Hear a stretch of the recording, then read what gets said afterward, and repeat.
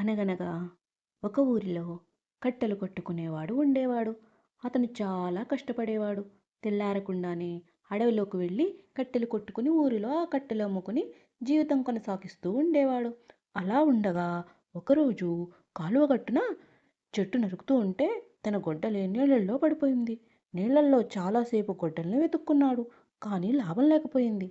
ఎక్కడా గొడ్డలు దొరకలేదు. కాలువ గట్టున కూర్చుని అయ్యో అని బాధపడుతూ ఏడ్చాడు.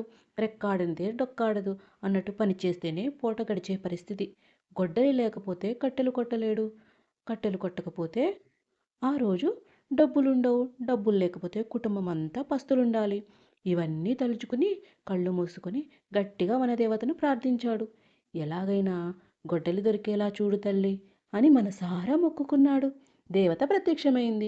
విషయం తెలుసుకుని నదిలోకి దిగి ఒక బంగారు గొడ్డలి తీసింది. ఈ గొడ్డలి నీదా అని అతన్ని అడిగింది. అతను కాదమ్మా, ఇది నాది కాదు అని చెప్పాడు. దేవత మళ్ళీ దిగి ఒక వెండి గొడ్డలి తీసింది. ఇది నీదా అని అడిగింది. కాదమ్మా, ఇది నాది కాదు అని బదులు చెప్పాడు. ఈసారి దేవత చాలాసేపు నీళ్ళల్లో వెతికింది. ఒడ్డున కట్టెలు కొట్టేవాడు చాలా కంగారు పడ్డాడు.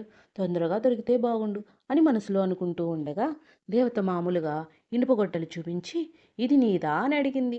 సంతోషంతో అతను కన్నీళ్లు తిరిగాయి. హమ్మయ్యా, అవునమ్మా, ఇది నాది అని రెండు అందుకోవడానికి చేతులు చాపాడు.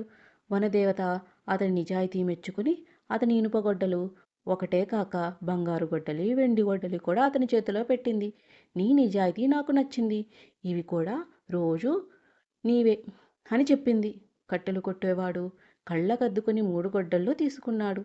ఆ రోజు బజార్లో ఒక వ్యాపారస్తుడి వెండి గొడ్డలి, బంగారు గొడ్డలి అమ్మాడు. వచ్చిన సొమ్ముతో కుటుంబ పరిస్థితులు మార్చాలనుకున్నాడు. అవి కొనుక్కున్న షావుకారు ఇవి నీకు ఎక్కడివి అని ఆశ్చర్యంగా అడిగాడు.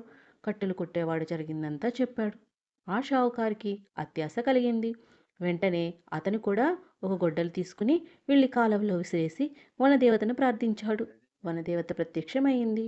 షావుకారు నా గొడ్డలి ఎట్లా పడిపోయిందో కొంచెం సాయం చేయి తల్లి అని ప్రాధేయపడ్డాడు.